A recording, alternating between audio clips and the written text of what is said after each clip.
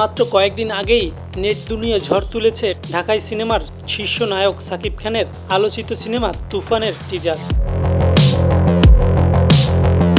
এবার প্রকাশ্যে এসেছে নির্মাতা রায়হান রাফির এই ঈদের সিনেমার আরও একটি পোস্টার। সেখানে ধরা দিয়েছে ছবির নায়িকা ঢালিউডের জনপ্রিয় অভিনেত্রী মিমি চক্রবর্তী।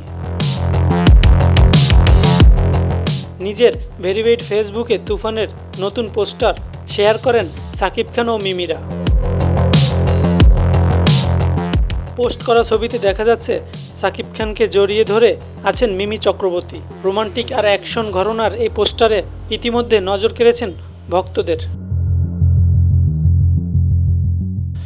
সিনেমায় সাকিব ও মিমি ছাড়াও রয়েছেন বাংলাদেশের অভিনেত্রী মাসুমা রহমান নাবিলা, শহীদুজ্জামান সেলিম, ফজলুর রহমান বাবু, গাজী রাকায়েত, একে আজাদ সেতু, হাসনাত রিপনের মতো তারকারা। গুরুত্বপূর্ণ একটি চরিত্রে দেখা যাবে দুই বাংলার জনপ্রিয় অভিনেতা চঞ্চল চৌধুরীকেও।